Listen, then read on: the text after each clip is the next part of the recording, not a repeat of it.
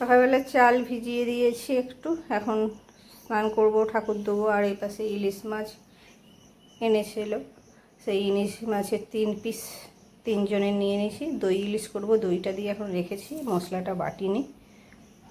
এই পাশে রোহনের দুধ গরম হয়ে গিয়েছে, এটা দই বসাবো, দইয়ের সাজাটা একটু রেখে দিলাম। আর একটু পনির বানাবো কালকের জন্য, সেই জন্য দই বসিয়ে যেমন করি, দই বসিয়ে ছানা কাটাতে দিয়ে দিয়েছি। হোক।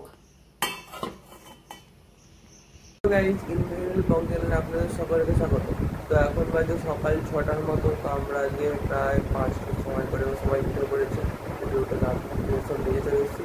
এবার নিচে আমার আজকে সকালবেলা পড়া আছে, তাই আমি এখন খেয়ে দিয়ে রেডি হয়ে বেরিয়ে যাবো। আর মা আছে রান্না করে, বাড়িতে মাও রান্না ছেড়ে টেরে মাও দোকানকে যাবে আজকে। রোহানও চলে এসছে, কেন কি জানি বললো যে পাপা রাজহাটিতে গন্ডগোল হচ্ছে আজকে, সেই জন্য পাপা বাড়ি বললো চলে যায়, সেজন্য বললো তোমাকেও আজকে দোকানে যেতে হবে না, সেজন্য দুজনে মিলে এখন যাব গাছ লাগাতে। নে বাবা গাছ, আর বাবাকেও ডেকে নেবো, একবারে নিয়ে চলে যাও ওখানে গিয়ে, আবার 14 বার এসবে, সবই ধরবে।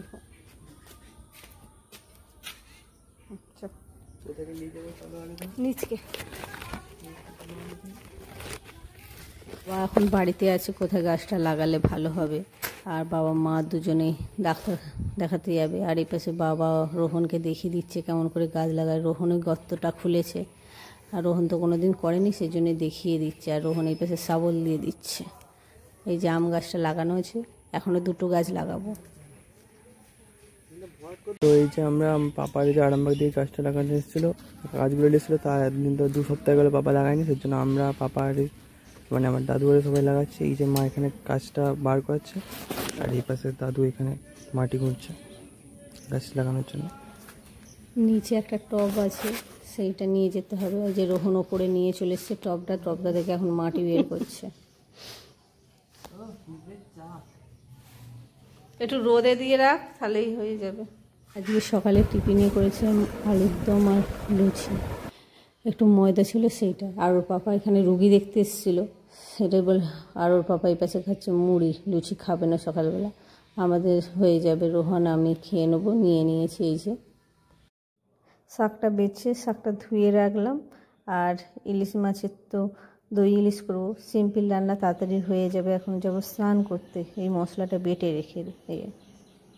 এখানে নিয়ে নিয়েছি কাঁচা লঙ্কা, যেমন জানেন, পোস্ত, তিল আর সর্ষে। আর এখানে নিয়ে নিয়েছি নুন, আর 1 চিমটে দিয়ে দেবো হলুদ।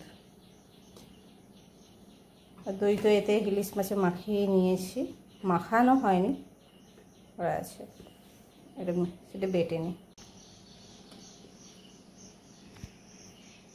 পেস্টটা তৈরি হয়ে গেছে। এই যে শাকটা নিয়ে নিয়েছি, পাট শাক আছে, সব রকম মিক্স। শাকটা দিয়ে ভেজে নেব বলতে আগে কাটবো, তারপরে ভাজবো। এবার দিয়ে দেবো ডাইরেক্ট।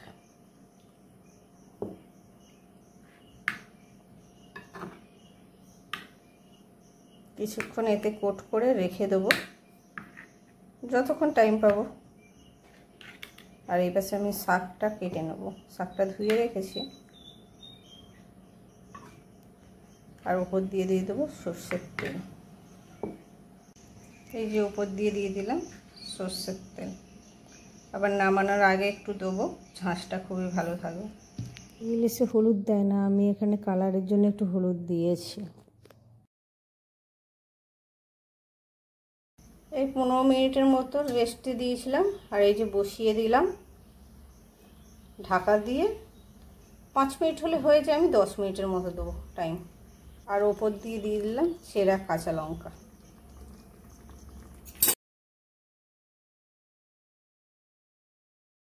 দশ মিনিটের মতো হয়ে গিয়েছে।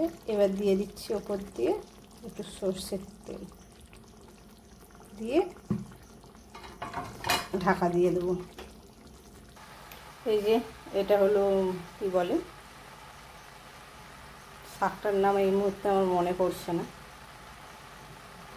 মেটে শাক, মেটে শাক। আমি নুন আর হলুদ দিয়ে হালকা চাপা দিয়ে দেবো, জল ফল কিছু দিনে, জলটা বেরিয়ে গেলে ঢেলে রেখে জিরে কালো জিরে আর রসুন ফোড়ন দিয়ে আর লঙ্কা দিয়ে ভাজবো। রান্না করতে করতে অনেকটা দেরি হয়ে গেছে। রোহানের ভাত বেড়ে দিলাম, এই যে শাক ভাজা আর দই ইলিশ, এটাই রোহনকে এখন দিয়ে দিই। ওর পাপা আসলে আমরা দুজনে একসঙ্গে খাবো। গুড ইভিনিং, এখন বাজে 3:38 মতো। ঘুমানো আজকে দুপুরবেলা হয়নি, আধা ঘন্টার মতো আর ন্যাপের মতো একটু নিয়েছিল। আর আমি এখন এসেছি রান্নাঘরে। ইডলি নয়, ধোসা বানাবো। তার জন্যে সকালবেলা ভিজিয়ে রেখেছিলাম বিরির ডালটা আর চালটা টিফিন কৌটোতে, সেইগুলো পিষে নেবো। পিষে রেখে দেবো কিছুক্ষণ, 1 ঘন্টার মতো। আরও তাড়াতাড়ি বেটে নিলে ভালো হতো। নিয়ে নিয়েছি, মেথি ভিজিতে মনে নেই, এর তলায় মেথি দিয়ে দিয়েছি। আচ্ছা, ব্যাটারটা তৈরি করেছি, এটা একটু গাঢ় করে রেখেছি, এটা একটু পাতলা করেছি। এটা ধোসা করব, আর এটা পরে ইডলিও করতে পারি, সেই জন্যে গাঢ় করে হটপটে রেখে দিলাম। এটা এখন ফার্মেট হোক, রাত্রেবেলা এটা ফ্রিজে ঢোকাবো আর এটা করব। আর এই পাশে চাটনিটাও তৈরি করে রেখে দিয়েছি, শুধু ওপর দিয়ে তড়কা লাগানো বাকি আছে। আর এই কটা কারি পাতা তুলে এনেছি, ধুইনি এখনও, ধোবো। আর রাস্তার দিকে গেলাম না, সামনে একটা ছোট্ট গাছ হয়েছে, তা থেকেই তুলে আনলাম। এগুলো এখন তৈরি করে রেখে দিলাম। মা বাবা গেছে ডাক্তার দেখাতে কলকাতা, সন্ধেবেলার মানে ঠাকুর দেওয়ার ডিউটি আছে। কালকে বৃহস্পতিবার আর একটু চিকেন রয়েছে। চিকেনটা কি করব, সেই চিকেনটা দিয়ে মানে রাতে রুটি খাওয়াও যাবে না, সেই জন্য একটু চাউমিন বানালাম, সন্ধেবেলা টিফিন হয়ে যাবে। আর ওর পাপা তো ধোসা খায় না, সেজন্য ওর পাপা চাউমিনটা খেয়ে নেবে, আর আমরা মায়ের বেটা দুজনে একটু টিফিন খেয়ে নেব। এই চিকেনটা দিয়ে কাউরি পেটে যেত না, সেজন্য চাউমিনে দিয়ে দিলে ভালো হবে। লাস্টবার চাউমিনই বানালাম। এই যে রান্নাঘরটা ক্লিন করে দিয়েছি। ইডলি ধোসা করলে পুরো ব্যাটারের চারিদিক ভর্তি হয়ে থাকে, এই জায়গাটা পরিষ্কার করে রাখলাম। এই যে বাগানে গাছ লাগাবো, সেই জন্য মিলিয়ে রেখেছি, এইসব সব করে রেখেছি। আর এই যে চাউমিন বানিয়েছি টিফিন, রোহন অলরেডি খেতে বসে গেছে। এখন বাজে সন্ধ্যে 6টার মতো। তো এখন ওই আমরা তো রাত্রে একটু টিফিনটা করছিলাম। টিফিন করে এই যে মার আগের সপ্তাহে যে আপেল টাপেল গাছগুলো সব এনেছিলো, সকালবেলা তো আমরা নিচে সব লাগিয়ে দিয়েছি, বাকি যেই গাছগুলো নিচে লাগানোর ছিল। তো এখন মা এইখানেই টবেতে আপেল গাছ সব লাগিয়ে দিচ্ছে, সেই জন্য মা এখন মাটিটাকে রেডি করছে। এই যে আপেল গাছটা লাগিয়ে দিল মা।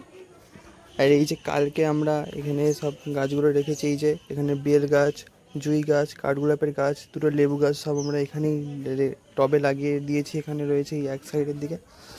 আর এই যে এখানে মায়ের লাগানো প্রায় হয়ে গেছে। আর এই যে এইদিকে সব গাছ মাটি এনে রাখা আছে, এইগুলো তো আমরা সব চারা গাছগুলো লাগাবো, যেগুলো আমরা বীজ থেকে বার করেছে।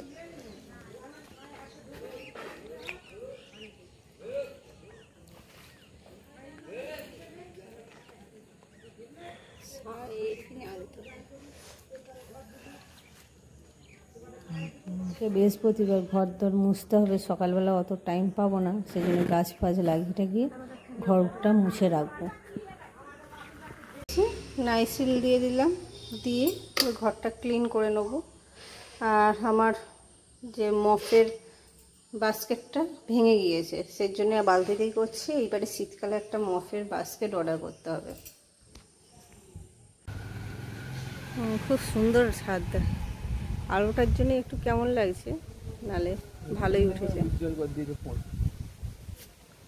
না, উজ্জ্বল করেন ওইটা না,